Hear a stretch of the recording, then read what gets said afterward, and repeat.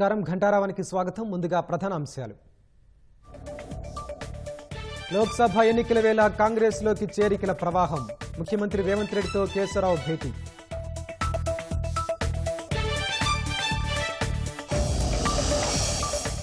కడియం కారణంగా పార్టీ ఎంతో నష్టపోయిందన్న భారాస నేతలు. ప్రజాబలం ఉంటే రాజీనామా చేసి గెలవాలన్న వినయ్ భాస్కర్.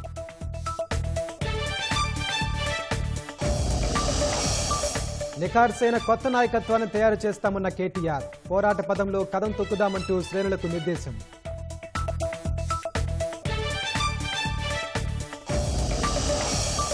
భారత్లో డిజిటల్ విప్లవంపై ఎవరికీ గుత్తాధిపత్యం ఉండకూడదు. సామాన్య ప్రజలే నడపాలని బిల్ గేట్స్తో భేటీలో వెల్లడించిన మోదీ.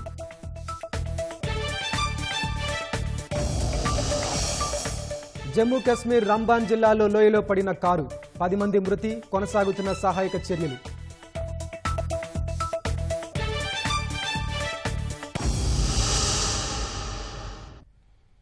లోక్సభ ఎన్నికల వేళ అధికార కాంగ్రెస్లోకి చేరికల ప్రవాహం కొనసాగుతోంది. ఇప్పటికే పలువురు ఎంపీలు, ఇతర ప్రజాప్రతినిధులు హస్తం కండువా కప్పుకోగా భారాస కీలక నేతలు కె కేశవరావు, కడియం శ్రీహరి తమ కుమార్తెలతో కలిసి కాంగ్రెస్లో చేరేందుకు సిద్ధమయ్యారు. ఇందులో భాగంగా ముఖ్యమంత్రి రేవంత్ రెడ్డితో కేశవరావు భేటీ అయ్యారు. సీఎం నివాసానికి వెళ్లిన ఆయన కాంగ్రెస్లో చేరే అంశంపై చర్చించారు. ఈ నెల 30న కాంగ్రెస్లో చేరనున్నట్టు greater Hyderabad municipal corporation mayor, Bharasa నేత గద్వాల విజయలక్ష్మి ఇప్పటికే ప్రకటించారు. అధికార పార్టీలో ఉంటేనే పనులు జరుగుతాయని, అందుకే కాంగ్రెస్లో చేరాలనే నిర్ణయం తీసుకున్నట్టు ఆమె తెలిపారు. మరోవైపు కేకే కుమారుడు విప్లవ్ కుమార్ మాత్రం తాను భారాసలోనే కొనసాగనున్నట్టు చెప్పారు. తన తండ్రి, సోదరి నిర్ణయాలతో తనకు సంబంధం లేదన్నారు. తాను సుదీర్ఘకాలం కాంగ్రెస్లో పనిచేశానని, జీవిత చరమాంకంలో తిరిగి అదే పార్టీకి వెళ్లనున్నట్లు కేశవరావు నిన్న స్పష్టం చేశారు. అధికార పార్టీలో ఉంటేనే పనులవుతాయని, సమస్యలు పరిష్కరించడం సులువుగా ఉంటుందని హైదరాబాద్ మేయర్ విజయలక్ష్మి మీడియాతో ఇష్టాగోష్ఠిలో అన్నారు. అందుకే కాంగ్రెస్లో చేరుతున్నట్టు ఆమె తెలిపారు. గ్రేటర్లో పార్టీని బలోపేతం చేయడానికి అధికార కాంగ్రెస్ పార్టీ ప్రత్యేక వ్యూహంతో ముందుకెళ్తోంది. రాష్ట్రంలో అనేక పురపాలక సంఘాలు, నగరపాలక సంఘాల పరిధిలో గత ఎన్నికల్లో భారాస అభ్యర్థులు గెలిచినా కూడా చాలా చోట్ల వీరంతా కాంగ్రెస్లో చేరుతున్నారు. దీంతో పాలక వర్గాలన్నీ కాంగ్రెస్ చేతికొస్తున్నాయి. ఇదే విధంగా బల్దియాలో కూడా అధిక శాతం కార్పొరేటర్లను కాంగ్రెస్లో చేర్చుకోవడం ద్వారా ఎంఐఎం తోడ్పాటుతో హస్తగతం చేసుకోవాలని పార్టీ అగ్రనేతలు నిర్ణయించారు. ఇందులో భాగంగా బల్దియా మేయర్ గద్వాల విజయలక్ష్మితో ఇటీవల జరిపిన చర్చలు సఫలం కావడంతో శనివారం ఆమె కాంగ్రెస్లో చేరనున్నారు. ఆమె వెంట 5 నుంచి 10 మంది కార్పొరేటర్లు సైతం కాంగ్రెస్లో చేరతారని నేతలు చెబుతున్నారు. ఖైరతాబాద్ ఎమ్మెల్యే దానం నాగేందర్ను కాంగ్రెస్లో చేర్చుకుని సికింద్రాబాద్ లోక్సభ స్థానం నుంచి కాంగ్రెస్ బరిలో నిలిపింది. వికారాబాద్ జెడ్పీ చైర్పర్సన్ సునీత మహేందర్ రెడ్డిని సైతం కాంగ్రెస్లో చేర్చుకుని మల్కాజ్గిరి నుంచి పోటీలో నిలిపారు. ఈ 2 స్థానాల పరిధిలో 14 శాసనసభ నియోజకవర్గాలుండగా ఒక్కచోట కూడా కాంగ్రెస్ ఎమ్మెల్యే గెలవకపోగా మొన్నటి ఎన్నికల్లో ఈ స్థానాలన్నింటిలోనూ భారాస అభ్యర్థులు గెలుపొందారు. ఈ నేపథ్యంలో నగర పరిధిలోని చాలా నియోజకవర్గాల్లో బలమైన క్యాడర్ కాంగ్రెస్కు లేదని చెప్పాలి. ఈ క్రమంలో లోక్సభ ఎన్నికలకు వెళ్తే ఫలితాలు అనుకూలంగా రావని ఆ పార్టీ నేతలు ముఖ్యమంత్రి రేవంత్ రెడ్డి దృష్టికి తీసుకొచ్చారు. దీంతో గ్రేటర్లో పార్టీని బలోపేతం చేయాలంటే డివిజన్లపై పట్టు సాధించాలని సీఎం భావించారు. గత బల్దియా ఎన్నికల్లో కాంగ్రెస్ తరపున 2 కార్పొరేటర్లు గెలిచారు. ఇటీవల పరిణామాలతో కొందరు కాంగ్రెస్లో చేరారు. దీంతో ఆ పార్టీ బలం 10కి చేరింది. మరో 30 మంది కార్పొరేటర్లను చేర్చుకోవాలని అనుకుంటున్నారు. మరోవైపు కాంగ్రెస్లో చేరితే డివిజన్లలో పెద్ద ఎత్తున పనులు చేయించుకోవచ్చన్న భావనలో కొందరు భాజపా, భారాస కార్పొరేటర్లు ఉన్నారు. ఇలాంటి వారిని గుర్తించి తమ వైపు తిప్పుకోవాలని కాంగ్రెస్ అగ్రనేతలు భావిస్తున్నారు. ఇందులో భాగంగానే మేయర్ విజయలక్ష్మితో కాంగ్రెస్ పెద్దలు మాట్లాడారు. పార్టీలో చేరడానికి ఆమె సుముఖత వ్యక్తం చేశారు. మేయర్ తండ్రి సీనియర్ భారాస నేత కె కేశవరావు నిన్న భారాస అధినేత కేసీఆర్ను కలిసి పార్టీకి రాజీనామా చేస్తున్నట్టు ప్రకటించారు. ఈ నెల 30న కాంగ్రెస్లో చేరుతున్నట్లు మేయర్ విజయలక్ష్మి ప్రకటించారు. ఆమెతో పాటు 5-6 కార్పొరేటర్లు కూడా పార్టీలో చేరనున్నారు. ఇప్పటికే డిప్యూటీ మేయర్ శ్రీలత హస్తంగుటికి చేరారు. ఇప్పుడు వీరిద్దరూ కాంగ్రెస్ ఆపరేషన్లో భాగం కానున్నారని చెబుతున్నారు. మరో 2 వారాల్లో మరింత మంది కార్పొరేటర్లను చేర్చుకోవడం ద్వారా మేయర్పై అవిశ్వాస తీర్మానం పెట్టేందుకు భారాస పార్టీకి అవకాశం లేకుండా చేయాలని భావిస్తున్నారు. దీనికి అనుగుణంగా ఇప్పటికే వ్యూహం రూపొందించారని పార్టీ వర్గాలు పేర్కొంటున్నాయి.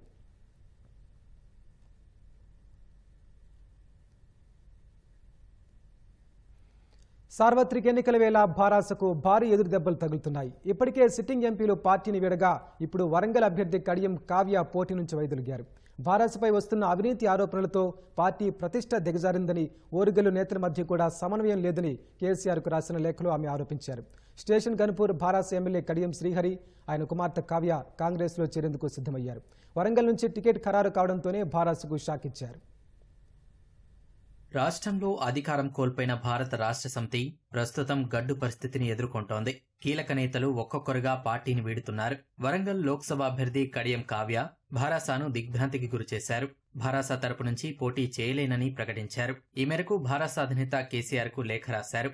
అవినీతి ఆరోపణలు, ఫోన్ ట్యాపింగ్, ఢిల్లీ మద్యం కుంభకోణం వంటి అంశాలు పార్టీ ప్రతిష్టను దెబ్బతీశాయని లేఖలో పేర్కొన్నారు. వరంగల్ జిల్లాలోనూ స్థానిక నాయకుల మధ్య సమన్వయం కొరవడి ఎవరికి వారే అన్నట్లుగా వ్యవహరించడంతో మరింత నష్టం జరుగుతోందని వివరించారు. ఈ పరిస్థితుల్లో తాను పోటీ చేయలేనని కేసీఆర్, పార్టీ నాయకులు, కార్యకర్తలు మన్నించాలని కావ్య లేఖలో పేర్కొన్నారు.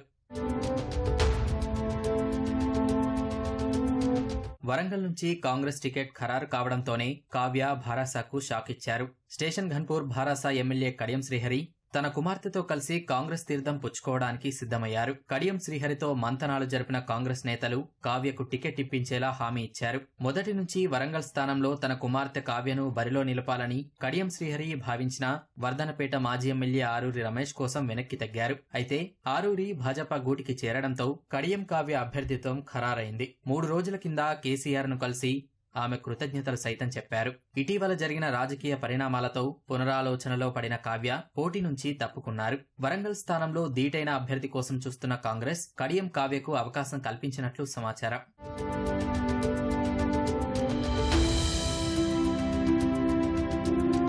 వరంగల్ జిల్లాలో ఒక్కొక్కరుగా కారు దిగుతున్న భారస నేతలు అధినాయకత్వానికి షాక్ ఇస్తున్నారు. ఇప్పటికే సిట్టింగ్ ఎంపీ పసునూరి దయాకర్ హస్తం గూటికి చేరారు. పోనంటూనే వర్ధనపేట మాజీ ఎమ్మెల్యే ఆరూరి రమేష్ భాజపా తీర్థం పుచ్చుకున్నారు. స్టేషన్ ఘన్పూర్ మాజీ ఎమ్మెల్యే తాటికొండ రాజయ్య ఇప్పటికే భారాసాను వీడారు. తాజాగా కడియం శ్రీహరి సైతం అదే బాటలో పయనించడం ఓరుగల్లులో గులాబీ పార్టీకి ప్రతికూలంగా మారనుంది.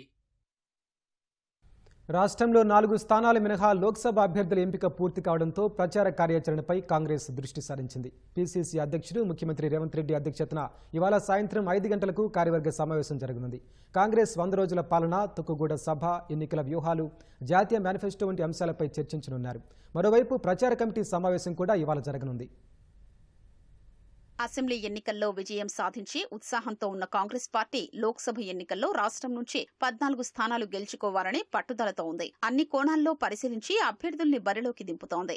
మెజారిటీ స్థానాలు కైవసం చేసుకోవడానికి అనుసరించాల్సిన వ్యూహాన్ని సిద్ధం చేసేందుకు పీసీసీ కార్యవర్గం ఇవాళ సమావేశమవుతోంది. గాంధీభవన్లో పీసీసీ అధ్యక్షుడు సీఎం రేవంత్ రెడ్డి అధ్యక్షతన జరిగే భేటీలో రాష్ట్ర వ్యవహారాల in charge Deepadas Munshi, AICC in charge కార్యదర్శులు రోహిత్ చౌదరి, విష్ణునాథ్ సహా ముఖ్య నేతలు పాల్గొనున్నారు. పార్టీ అధికారంలోకొచ్చి 100 రోజులు పూర్తయ్యాయి. ప్రజాపాలనపై జనం స్పందన, అభివృద్ధి, సంక్షేమ పథకాలు సహా భారాస సర్కార్లో జరిగిన అక్రమాలు, ఫోన్ ట్యాపింగ్ వంటి అంశాల్ని కార్యవర్గ సమావేశంలో ముఖ్యమంత్రి రేవంత్ రెడ్డి వివరించనున్నట్లు సమాచారం. లోక్సభలో పార్టీ బలాబలాలు, విపక్షాలను ఎదుర్కొనేందుకు ఎలాంటి వ్యూహాలతో ముందుకెళ్లాలన్న అంశాలపై పీసీసీ కార్యవర్గ సమావేశంలో చర్చించనున్నారు. జాతీయ స్థాయిలో కాంగ్రెస్ తీసుకొచ్చిన 5 న్యాయ్ గ్యారంటీల్ని జనంలోకి తీసుకెళ్లే అంశంపై సమాలోచన చేయనున్నారు. లోక్సభ ప్రచారం ఏ విధంగా ఉండాలి, ఎవరెవరు ప్రచారంలో పాల్గొనాలి, సభలు నిర్వహణ వంటి అంశాల్ని ఖరారు చేయనున్నారు. వచ్చే నెల 6న తుక్కుగూడలో నిర్వహించనున్న భారీ బహిరంగ సభపై పీసీసీ కార్యవర్గం చర్చించనుంది.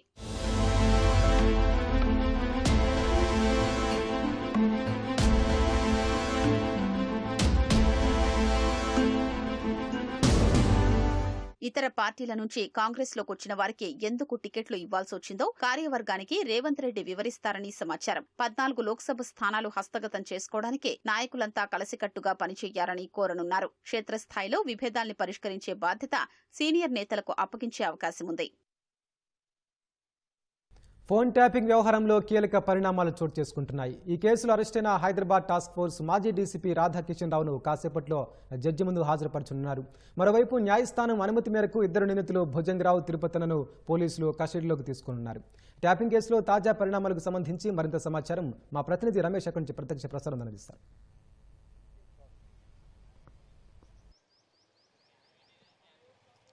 ఫోన్ ట్రాపింగ్ వ్యవహారంలో కీలక మలుపు తిరిగిందని చెప్పవచ్చు. ఇప్పటికే టాస్క్ ఫోర్స్ డీసీపీ రాధాకృష్ణను మరికొద్దిసేపట్లో ఇటు జడ్జి ముందు ప్రవేశపెట్టి తర్వాత అనంతరం రిమాండ్కి అయితే తరలించే అవకాశాలు ఉన్నాయి. మరొక వైపు ఇదే కేసులో అరెస్ట్ అయిన భుజంగరావు తిరుపతన్నలను కస్టడీ తీసుకోవడం జరిగింది. కస్టడీ తీసుకొని నేరుగా చెంచల్గూడ జైలు నుంచి ఉస్మానియా ఆసుపత్రికి వైద్య పరీక్షల కోసం ప్రస్తుతం ఉస్మానియా ఆసుపత్రికి అయితే తరలించడం జరిగింది. అనంతరం బంజారాహిల్స్ పోలీస్ స్టేషన్కి తరలించి విచారించనున్నారు. ఎందుకంటే ఈ రోజు నుంచి 5 రోజుల పాటు పోలీసులు కస్టడీలో విచారించనున్నారు. దీంట్లో భాగంగానే రాధాకృష్ణతో పాటు వీరిని కూడా విచారించే అవకాశం ఉంది. ఎందుకంటే ఈ కేసుకు సంబంధించి రాధాకృష్ణరావు చెప్పిన వివరాల ఆధారంగానే మేము ఫోన్ ట్రాపింగ్ సంబంధించి కూడా నిఘా పెట్టామని చెప్పి కూడా ఇన్స్పెక్టర్ గట్టుమల్లు కూడా పోలీస్ బృందానికి కూడా వివరించినట్టు తెలుస్తుంది. దీంట్లో తిరుపతన్న తర్వాత భుజంగరావు సంబంధించి కూడా వారు వ్యవహరించిన ఏదైతే ఈ ఫోన్ ట్రాపింగ్ సంబంధించి కూడా ఆర్డీస్కులను ధ్వంసం చేసిన దాంట్లో ప్రధానంగా వీరు కూడా పాత్ర ఉందని చెప్పి కూడా అధికారులు గుర్తించడం జరిగింది. దాంట్లో భాగంగానే వీరి విచారణను కూడా చేసి తర్వాత మరిన్ని మంది సంబంధించి కూడా ఎవరి పాత్ర ఉందని దానిపైన కూడా వివరాలు కూడా సేకరించే అవకాశం ఉంది. నిన్న సుదీర్ఘంగా విచారించిన రాధాకృష్ణను తర్వాత ఇన్స్పెక్టర్ గట్టుమల్ని కూడా సుదీర్ఘంగా విచారించడం జరిగింది. గట్టుమల్ను అర్ధరాత్రి తర్వాత నేరుగా అతన్ని పంపించడం జరిగింది. కానీ మరొకసారి విచారణకు పిలిచారనే ఒక సమాచారం అయితే అందుతుంది. కాబట్టి దాని మేరకు మరొకసారి విచారిస్తారు లేదని తెలియదు. ఇదే కేసులో గతంలో పనిచేసిన ఏదైతే ఇప్పుడు టాస్క్ ఫోర్స్ దాంట్లో పనిచేయడం జరిగిందో ముగ్గురిని పోలీస్ అధికారులను కూడా వారిని కూడా విచారించినట్లు కూడా తెలుస్తుంది. దాంట్లో నార్త్ జోన్ సంబంధించిన కూడా 2 అధికారులు తర్వాత వెజ్ జోన్ సంబంధించిన టాస్క్ ఫోర్స్ పోలీసులో ఒకరు కూడా ఉన్నారు కూడా తెలుస్తుంది. దీంట్లో ప్రణీత్ రావు డ్రైవర్ని కూడా నిన్న విచారించి తర్వాత అతనికి సంబంధించి కూడా వాంగ్మూలాన్ని కూడా రికార్డ్ చేయడం జరిగింది. ప్రణీత్ రావు చెప్పిన వివరాల ఆధారానికి సంబంధించి కూడా ఒకసారి డ్రైవర్ని కూడా ఒకసారి క్రాస్ చెక్ చేసిన వాంగ్మూలాన్ని కూడా రికార్డ్ చేసినట్టు తెలుస్తుంది. దీంట్లో మెయిన్గా డీసీపీ వెజ్ జోన్ డీసీపీ నేతృత్వంలో కూడా వీరందరినీ కూడా ప్రశ్నిస్తున్నారు. మరి కాసేపట్లో కూడా వీరితో పాటు ఇద్దరిని ఎవరైతే కస్టడీ తీసుకోవడం జరిగిందో వారి నుంచి ఇచ్చిన వివరాల ఆధారంగా రాధాకృష్ణ కూడా కొంతవరకు మరొకసారి విచారించిన తర్వాతనే ఈరోజు మధ్యాహ్నం తర్వాత జడ్జి నివాసంలో అతన్ని ప్రవేశపెట్టి తర్వాత అనంతరం రిమాండ్కి అయితే తరలించనుంది. మొదటి నుంచి ఈ కేసులో ఆరోపణలు ఎదుర్కొంటున్న రాధాకృష్ణకు సంబంధించి కానీ తర్వాత మరొక వైపు బేగం బజార్కి సంబంధించి కూడా కొంతవరకు వ్యాపారులు రాధాకృష్ణ ఎప్పుడైతే పోలీసుల విచారణ రావడం జరిగిందనే ఒక సమాచారం రావడంతో కూడా బేగం బజార్కి సంబంధించి కొంతమంది వ్యాపారస్తులు కూడా పరారులో ఉన్నట్టు కూడా పోలీసులు గుర్తించడం జరిగింది. అంటే వీరి నుంచి అవాల రూపంలో కూడా వీరు కొంతవరకు దందాలు నిర్వహించారని చెప్పి ఒక ఆరోపణ ఉంది. దానిపైన కూడా పోలీసులు ఆరా తీస్తున్నారు. దానికి సంబంధించిన వివరాలు కూడా సేకరిస్తున్నారు. దీంట్లో ఫోన్ ట్రాపింగ్ కేవలం రాజకీయ నేతలే కాకుండా బడా వ్యాపార నేతలకు కూడా ఫోన్ల పైన నిఘా పెట్టి కొంతవరకు అక్రమ ఆస్తులు కూడా పెట్టారని చెప్పి కూడా ఒక ఆరోపణలు రావడం జరిగింది. కాబట్టి దానిపైన కూడా ప్రత్యేకంగా ఆరా తీసి తర్వాత ఈ విచారణ బృందానికి సంబంధించి కూడా ఆధారాలు కూడా సేకరించే ప్రయత్నం అయితే ప్రస్తుతం అయితే చేస్తుంది. మరి కొద్దిసేపట్లో ఇద్దరిని అదనపు ఎస్పీలకు సంబంధించి ఇటు భుజంగరావు తిరుపతిలను మరి కొద్దిసేపట్లో బంజారాహిల్స్ పోలీస్ స్టేషన్కు తరలించి విచారణ అయితే చేయనున్నట్లు కూడా తెలుస్తుంది. Vote studio. ధన్యవాదాలు రమేష్. పార్లమెంట్ ఎన్నికల వేళ పలువురు నేతలు పార్టీని వెళ్తుండడంతో శ్రేణుల్లో ధైర్యం నింపేలా అధిష్టానం చర్యలు చేపట్టింది. ఈ క్రమంలో సామాజిక మాధ్యమం ఎక్స్ వేదికగా ట్వీట్ పెట్టిన భారస కార్యనిర్వాహక అధ్యక్షుడు కేటీఆర్ నిఖార్సైన కొత్త తరం నాయకత్వం తయారు చేస్తామన్న ఆయన పోరాట పంథాలో కదం తొక్కుతామని పిలుపునిచ్చారు. శూన్యం నుంచి సునామీ సృష్టించి అసాధ్యం అనుకున్న తెలంగాణ రాష్ట్రాన్నే సాధించిన ధీశాలి మన కేసీఆర్ అని గుర్తు చేశారు. ఒక్కడుగా బయలుదేరి లక్షల మంది సైన్యాన్ని తయారు చేసి ఎన్నో అవమానాలు, ద్రోహాలు, కుట్రలు, కుతంత్రాలన్నింటినీ ఛేదించిన ధీరత్వం కేసీఆర్దని వివరించారు. అలాంటి ధీరుణ్ణి ద్రోహపు ఎత్తుగడలతో దెబ్బతీయాలనుకునే రాజకీయ బేహారులకు ప్రజలే జవాబు చెప్తారని వ్యాఖ్యానించారు. ప్రజా ఆశీర్వాదం మద్దతుతో 14 ఏళ్లు పోరాడి ఉద్యమ పార్టీగా తెలంగాణ సాధించి తెచ్చుకున్న తెలంగాణ దిశను మార్చి కోట్లాది మంది జీవితాల్లో వెలుగులు నింపిన కేసీఆర్ భారాసని ప్రజలే గుండెల్లో పెట్టుకుని కాపాడుకుంటారని కేటీఆర్ ఆశాభావం వ్యక్తం చేశారు. డబ్బు, పరిశ్రమలను సంరక్షించుకునేందుకు వివేక్ కుటుంబానికి పదవులు అవసరమని పెద్దపల్లి పార్లమెంటు నియోజకవర్గం భారాస అభ్యర్థి కొప్పుల ఈశ్వర్ విమర్శించారు. మంచిర్యాల జిల్లా మందమర్రి సింగరేణి పాఠశాల మైదానంలో మార్నింగ్ వాక్ చేస్తూ ప్రచారం చేపట్టారు. వాకర్లను, యోగా అభ్యాసకులతో మాట్లాడి తమకు ఓటు వేయాలని అభ్యర్థించారు. ఎస్సీ నియోజకవర్గంలో ఒకే కుటుంబం నుంచి 3 అవకాశం ఇవ్వడం ఏమిటని ఆయన ప్రశ్నించారు. ఇతర ప్రాంతం నుంచి వలస వచ్చిన వివేక్ కుటుంబానికి ప్రజలు గుణపాఠం చెప్పాలని కోరారు. వాళ్ళు గెలిస్తే కూడా ఈ ప్రాంతానికి ఏం చేస్తారనేది కూడా ఆలోచన చేయాలి. వాళ్ళ చూపు ఎటుంటది, వాళ్ళ కార్పొరేట్ వ్యవస్థ వైపు ఉంటుంది, వాళ్ళ ఆస్తుల వైపు ఉంటుంది, వాళ్ళ కంపెనీల వైపు ఉంటుంది తప్ప కార్మికుల వైపు ఉంటుందా, ఈ ప్రాంతం వైపు ఉంటుందా, ఈ ప్రాంతంలో ఏదైనా కష్టం వస్తే ప్రజల వైపు ఉంటుందా అనేది కూడా ఆలోచన చేయాల్సినటువంటి అవసరం ఉంది. కాబట్టి ఒక కార్మిక బిడ్డగా, ఒక కార్మిక వర్గం కోసం పనిచేసినటువంటి వ్యక్తిగా మీ అందరి సహకారం, ఆశీర్వాదం ఈ పార్లమెంటు ఎన్నికల్లో తప్పకుండా ఉండాలని మా సోదరులందరూ కూడా కోరుకుంటా ఉన్నారు. లోక్సభ ఎన్నికలకు భాజపా విస్తృతంగా ప్రచారం నిర్వహిస్తోంది. ఎల్బీనగర్లోని నాగోల్లో జరిగిన పార్టీ నియోజకవర్గ కార్యకర్తల విస్తృత స్థాయి సమావేశంలో పాల్గొన్న మల్కాజ్గిరి అభ్యర్థి ఈటెల రాజేందర్ దేశంలో ఎన్నో చరిత్రాత్మక చట్టాలు తెచ్చిన ఘనత ప్రధాని మోదీకే దక్కుతుందని తెలిపారు. నిజాంపేట మున్సిపల్ కార్పొరేషన్లో వాకర్స్తో ఈటెల మాటామంతి నిర్వహించారు. పలు కాలనీలో సీనియర్ సిటిజన్స్ కాలనీ వాసులతో చర్చించారు. కాలనీలో ఎదుర్కొంటున్న సమస్యలను ఆయనకు స్థానికులు వివరించారు. రాబోయే ఎన్నికల్లో భాజపాకు ఓటు వేసి మద్దతునివ్వాలని, మెజార్టీతో గెలిపించాలని కోరారు. మల్కాజ్గిరి నుంచి గెలుపొందిన రేవంత్ రెడ్డి నియోజకవర్గానికి చేసిందేమీ లేదని ఈటెల రాజేందర్ విమర్శించారు. ప్రజాస్వామ్యం బ్యాలెన్స్ గా ఉండాలంటే తప్పకుండా గెలిపించాలని చెప్పి గెలిపించి ఒక్కనాడు మనం ముఖం చూడలే, ఒక్క రూపాయి ఇక్కడ ఖర్చు పెట్టలే. ఆయన ఇప్పుడు క్లెయిమ్ చేస్తాడు ఇది నా పార్లమెంట్ నా పార్లమెంట్. నువ్వు నిజంగా గెలిపించిన తర్వాత ఇక్కడ ప్రజల్ని పట్టించుకొని ఉండి ఉంటే, ఇక్కడ అంత ఇంత అభివృద్ధి చేసి ఉండి ఉంటే నిజమే వచ్చిండు మాకు ఇంత న్యాయం చేసి అని చెప్పి నీ మీద ఇంత మమకారం ఉండేది. కానీ నువ్వు చేయలే కాబట్టి మున్సిపల్ ఎన్నికలు వచ్చినప్పుడు నీ వాళ్ళు ఎవరు గెలవలే. ఇక్కడ ఆయన పార్లమెంట్ కింద 7 మంది ఎమ్మెల్యే ఉంటే ఒక్కడైనా గెలుస్తుంది, కానీ ఒక్కడు గెలవలే. ఇవ్వాలంటాడు ఇది నా పార్లమెంటు, ఏమన్నా చేసి గెలిపించండి. ఏం చేస్తాను? మా వాళ్ళ ఓట్లకు విలువ కడతావా? మా నాయకులు కొనుగోలు చేసి ప్రయత్నం చేస్తావా? అసెంబ్లీ ఎన్నికల్లో విజయం సాధించి జోష్ మీదున్న కాంగ్రెస్కు ఖమ్మం లోక్సభ అభ్యర్థి ఎంపిక పెను సవాల్గా మారింది. తమ వారికి సీటు కోసం ముఖ్య నేతలు ఢీకొడుతుండడం రాజకీయ అంతర్యుద్ధానికి దారితీస్తోంది. ఖమ్మం అభ్యర్థిపై రాష్ట్ర స్క్రీనింగ్ కమిటీ, కేంద్ర ఎన్నికల కమిటీ మల్లగుల్లాలు పడుతుండటంతో వాయిదాల పర్వం సాగుతోంది. రోజుకో పేరు తెరపైకి వస్తుండడం ఆశావహులకు చెమటలు పట్టిస్తుండగా పార్టీ శ్రేణులకు మాత్రం నిరీక్షణ తప్పడం లేదు. ఉమ్మడి ఖమ్మం జిల్లా కాంగ్రెస్ లో ఎంపీ అభ్యర్థి ఎంపిక రాజకీయ కాక పుట్టిస్తోంది. అత్యంత హాట్ సీట్ గా ఉన్న ఖమ్మం నుంచి బరిలో దిగేందుకు హేమా హేమీలు పోటీ పడుతుండటం అధిష్టానానికి కొత్త తలనొప్పులు తెచ్చిపెడుతోంది. జిల్లాకు చెందిన 3 మంత్రుల కుటుంబీకులతో పాటు పలువురు సీనియర్లు సైతం ఈ సీటుపై కన్నేశారు. వరుస భేటీలు, వ్యక్తిగత అభిప్రాయాల సేకరణ, జిల్లా ముఖ్య నేతలతో సంప్రదింపులు చేస్తున్నప్పటికీ అభ్యర్థి ఎంపిక కాంగ్రెస్ అగ్రనేతలకు ప్రహసనంగా మారింది. ఇప్పటి వరకు 4 సార్లు కేంద్ర ఎన్నికల కమిటీ సమావేశమైనప్పటికీ అభ్యర్థిని తేల్చకపోవడం చూస్తుంటే ఖమ్మం సీటుకు ఎంత పోటీ ఉందో కళ్లకు కడుతోంది. ముఖ్యంగా 3 మంత్రుల కుటుంబీకులు టికెట్ ఇప్పించుకునేందుకు రాష్ట్ర, ఢిల్లీ స్థాయిలో సర్వశక్తులొడుతున్నారు.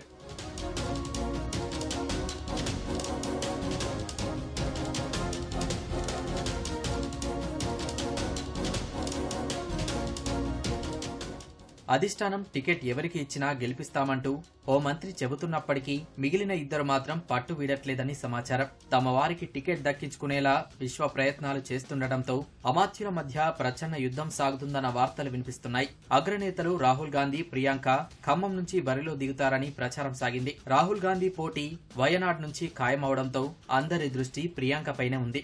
జిల్లా నేతల మధ్య సఖ్యత కుదరకపోతే ప్రియాంక గాంధీని ఇక్కడి నుంచి పోటీ చేయించాలని భావిస్తున్నట్లు తెలుస్తోంది. 3 అమాత్యుల హోరాహోరీ సాగుతుండగా బీసీ అభ్యర్థికి అవకాశం ఇవ్వాలనే డిమాండ్ పుట్టుకొస్తోంది. ఖమ్మం టికెట్ అంశంపై 3 మంత్రులే తేల్చుకోవాలని, లేదంటే తమ వద్ద మరో బలమైన అస్త్రం ఉందని ఇటీవల సీఎం రేవంత్ రెడ్డి వ్యాఖ్యానించినట్లు సమాచారం.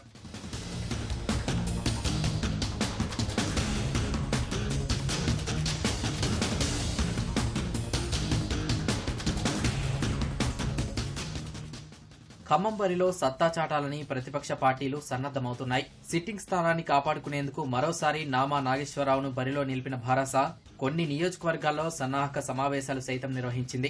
రాష్ట్రంలో వీలైనన్ని ఎక్కువ సీట్లు సాధించాలనే లక్ష్యంతో సాగుతున్న భాజపా సైతం పకడ్బందీగా అడుగులు వేస్తోంది. ప్రముఖ వ్యాపారవేత్త తాండ్ర వినోద్రావును అభ్యర్థిగా ప్రకటించింది.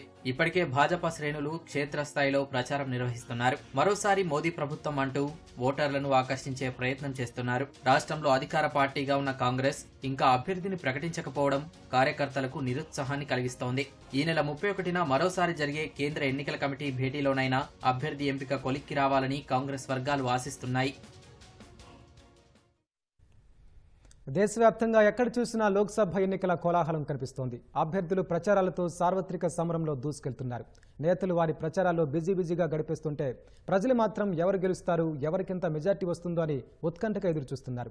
ప్రముఖులు పోటీలో ఉన్న నియోజకవర్గాలపై ప్రజలు మరింత ఆసక్తి కనబరుస్తున్నారు.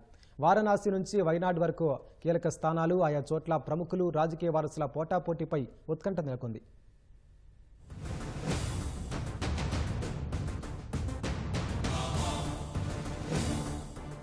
ఉత్తరప్రదేశ్లోని వారణాసి నియోజకవర్గం ఆధ్యాత్మిక క్షేత్రంగా ప్రజలందరికీ సుపరిచితం. అక్కడి నుంచి ప్రధాని నరేంద్ర మోదీ వరుసగా పోటీ చేస్తుండడం వల్ల రాజకీయంగానూ ఆ పట్టణానికి ప్రాముఖ్యం ఏర్పడింది. 2014 నుంచి వారణాసి స్థానంలో గెలుస్తూ వస్తున్న మోదీ ఈసారి కూడా అక్కడే బరిలో దిగనున్నారు. 2014 ఎన్నికల్లో ఆయన ఆమ్ ఆద్మీ పార్టీ అధినేత కేజ్రీవాల్పై 3,71,784 ఓట్ల మెజారిటీతో భారీ విజయాన్ని సొంతం చేసుకున్నారు. 2019లో సమాజ్వాదీ పార్టీకి చెందిన శాలిని యాదవ్పై 4,79,505 ఓట్ల మెజారిటీతో రికార్డు సృష్టించారు. ఈసారి ఎన్నికల్లో ప్రధాని మోదీపై కాంగ్రెస్ తరపున ఉత్తరప్రదేశ్ పీసీసీ అధ్యక్షుడు అజయ్ రాయ్ వరుసగా మూడోసారి తన అదృష్టాన్ని పరీక్షించుకుంటున్నారు. భాజపా విద్యార్థి విభాగం ఏబీవీపీలో రాజకీయ జీవితం ప్రారంభించిన అజయ్ రాయ్ 1996-2007 మధ్య 3 సార్లు భాజపా తరపున ఎమ్మెల్యేగా ఎన్నికయ్యారు. 2009లో మాత్రం సమాజ్వాదీ పార్టీ తరపున వారణాసి నుంచి పోటీ చేసి ఓడిపోయారు. 2014-19 ఎన్నికల్లో కూడా వారణాసి నుంచే పోటీ చేసినా 2 సార్లు 3వ స్థానంలో నిలిచారు. 339 కోట్లతో ప్రతిష్టాత్మకంగా చేపట్టిన కాశీ విశ్వనాథ్ నడవ, గంగానది ప్రక్షాళన, రహదారుల విస్తరణ లాంటి అభివృద్ధి పనులే తనకు మరోసారి ఘన విజయం సాధించి పెడతాయని ప్రధాని మోదీ ధీమాతో ఉన్నారు.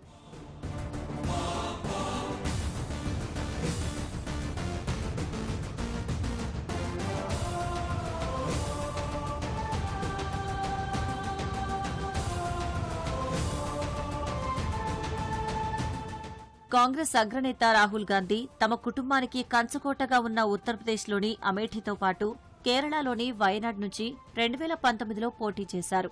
ఆ ఎన్నికల్లో ఆయన అమేఠీలో ఓడిపోగా వయనాడ్లో గెలుపొందారు. ఈసారి రాహుల్ వయనాడ్ బరిలో నిలిచారు. అయితే ఇండియా కూటమిలో ఉన్న సిపిఐ అభ్యర్థి ఈసారి రాహుల్కు ప్రధాన ప్రత్యర్థిగా ఉండడం ప్రజల దృష్టిని ఆకర్షించింది. సిపిఐ జాతీయ ప్రధాన కార్యదర్శి డి రాజా సతీమణి యాన్నీ రాజా రాహుల్పై పోటీ చేస్తున్నారు. మహిళా హక్కుల కార్యకర్తగా పేరుగాంచిన యాన్నీ రాజా తొలిసారి లోక్సభ ఎన్నికల బరిలో దిగుతున్నారు. ఆమె ప్రస్తుతం national federation of Indian women విభాగం ప్రధాన కార్యదర్శిగా వ్యవహరిస్తున్నారు. కేరళలో వామపక్షాలు ఎల్డీఎఫ్ కూటమిలో ఉండగా కాంగ్రెస్ ఇతర విపక్షాలతో కలిసి యూడీఎఫ్ కూటమిగా ఉంది. 2 పార్టీలు ఇండియా కూటమిలో ఉన్నప్పటికీ కేరళలో ప్రత్యేక పరిస్థితుల దృష్ట్యా సిపిఐ రాహుల్కు పోటీగా తమ అభ్యర్థిని నిలబెట్టింది. వయనాడ్లో రాహుల్పై భాజపా కేరళ విభాగం అధ్యక్షుడు సురేంద్రన్ను పోటీకి దిగారు. 2019 ఎన్నికల్లో రాహుల్ సిపిఐకి చెందిన పీపీ సున్నీర్పై 4,31,770 ఓట్ల మెజారిటీతో ఘన విజయాన్ని సొంతం చేసుకున్నారు. 2009లో జరిగిన నియోజకవర్గాల పునర్విభజనలో వయనాడ్ ఏర్పడగా అప్పట్నుంచి కాంగ్రెస్ అభ్యర్థులే విజయం సాధిస్తున్నారు. వయనాడ్ లోక్సభ పరిధిలో 7 అసెంబ్లీ స్థానాలు ఉండగా 4 చోట్ల యూడీఎఫ్ అభ్యర్థులు ఎమ్మెల్యేలుగా ఉన్నారు.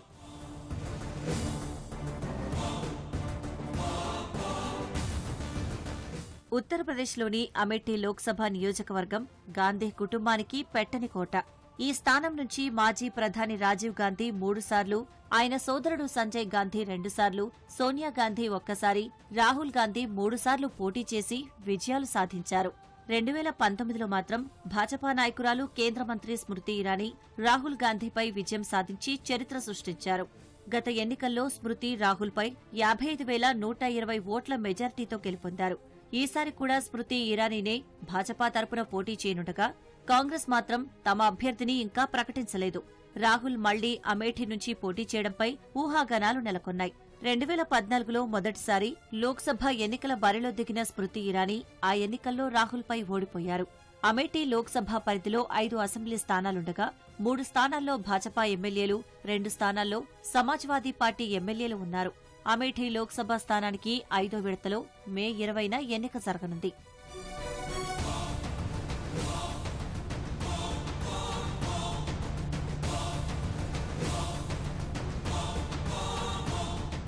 కాంగ్రెస్ సీనియర్ నేత, పుస్తక రచయితగా పేరున్న శశి థరూర్ గత 3 దఫాలుగా కేరళలోని తిరువనంతపురం నుంచి ఎంపీగా గెలుపొందుతున్నారు.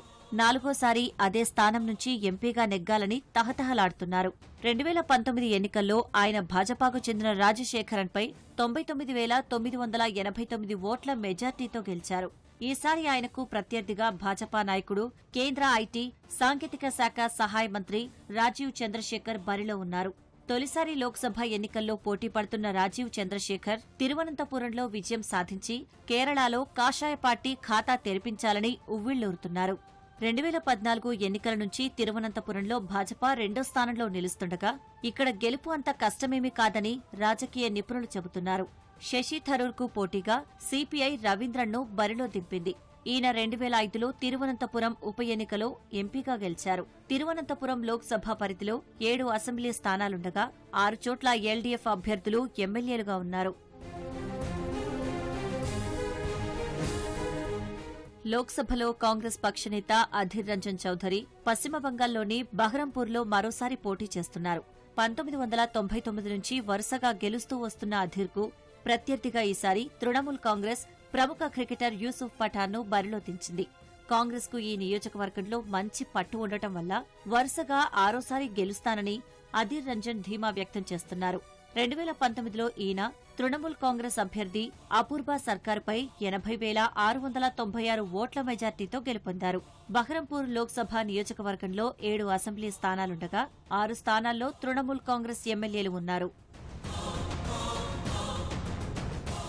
న్యూఢిల్లీ లోక్సభ స్థానం నుంచి దివంగత భాజపా అగ్రనాయకురాలు సుష్మా స్వరాజ్ కుమార్తె బన్సూరి స్వరాజ్ పోటీ చేస్తున్నారు. బన్సూరి స్వరాజ్ను బరిలో దింపేందుకు భాజపా విదేశాంగ శాఖ సహాయ మంత్రి మీనాక్షి లేఖిని పక్కన పెట్టింది. మీనాక్షి న్యూఢిల్లీ స్థానం నుంచి 2 సార్లు ఎంపీగా గెలుపొందారు. బన్సూరి స్వరాజ్కు పోటీగా ఆమ్ ఆద్మీ పార్టీ మాలవీయానగర్ ఎమ్మెల్యే సోమ్నాథ్ భారతిని బరిలో దించింది.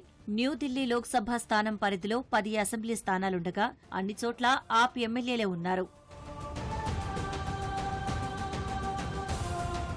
ఛత్తీస్గఢ్ మాజీ ముఖ్యమంత్రి భూపేష్ బఘేల్ను కాంగ్రెస్ ఈసారి రాజ్నంద్గావ్ నుంచి ఎంపీగా పోటీలో నిలిపింది.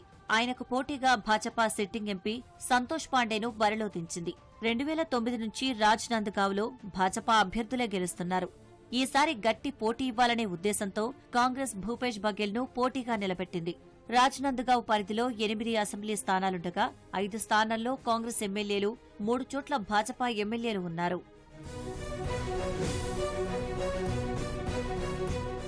మధ్యప్రదేశ్ మాజీ సీఎం కమల్నాథ్ కుమారుడు నకుల్నాథ్ మరోసారి చింద్వాడా నుంచే బరిలో దిగుతున్నారు. ఈయనకు పోటీగా భాజపా వివేక్ బంటి సాహును నిలబెట్టింది. వివేక్ బంటి సాహు 2023 అసెంబ్లీ ఎన్నికల్లో కమల్నాథ్పై పోటీ చేసి ఓడిపోయారు. ఈసారి ఆయన కమల్నాథ్ కుమారుడు నకుల్నాథ్పై పోటీ చేస్తున్నారు. 2019లో తొలిసారి లోక్సభ ఎన్నికల్లో పోటీ చేసిన నకుల్నాథ్ మరోసారి గెలుపొందాలని తహతహలాడుతున్నారు. గతంలో చింద్వాడా నుంచి కమల్నాథ్ 9 సార్లు గెలుపొందారు. కేరళ మాజీ సీఎం కరుణాకరన్ తనయుడు మురళీధరన్ ఈసారి త్రిశూర్ నుంచి పోటీ చేస్తున్నారు. ఆయన ఇప్పటి వరకు వడకర స్థానం నుంచి ప్రాతినిధ్యం వహిస్తున్నారు. మురళీధరన్ సోదరి పద్మజ భాజపాలో చేరడం వల్ల కాంగ్రెస్ ఆయనను త్రిశూర్కు మార్చింది. మురళీధరన్ కు పోటీగా భాజపా నటుడు సురేష్ గోపిని సిపిఐ మాజీ వ్యవసాయ శాఖ మంత్రి సునీల్ కుమార్ ను బరిలో దింపాయి. త్రిశూర్ లోక్సభ పరిధిలో 7 అసెంబ్లీ స్థానాలుండగా అన్ని చోట్ల సిపిఎం ఎమ్మెల్యేలే ఉన్నారు.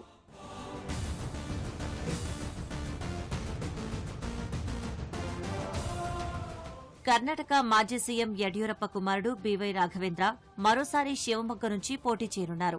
ఆయనకు పోటీగా కాంగ్రెస్ నుంచి ప్రముఖ నటుడు శివరాజ్ కుమార్ సతీమణి గీతా శివరాజ్ కుమార్ పోటీ చేస్తున్నారు.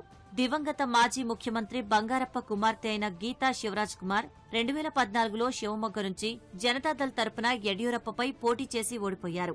గతేడాది కర్ణాటక అసెంబ్లీ ఎన్నికల ముందు ఆమె కాంగ్రెస్లో చేరారు. ఆమె తరపున శివరాజ్ కుమార్ ఇప్పటికే విస్తృతంగా ఎన్నికల ప్రచారం చేస్తున్నారు. మరోవైపు ఇక్కడి నుంచి భాజపా సీనియర్ నాయకుడు ఓబీసీ నేత కెఎస్ ఈశ్వరప్ప స్వతంత్ర అభ్యర్థిగా బరిలో ఉండడం ఆసక్తి రేకెత్తిస్తోంది. తన కుమారుడు కేఈ కంటేష్ కు హవేరీ లోక్సభ టికెట్ కేటాయించకపోవడంపై ఈశ్వరప్ప అసంతృప్తిగా ఉన్నారు. ఈ నేపథ్యంలోనే ఆయన రాఘవేంద్రపై పోటీకి దిగారు.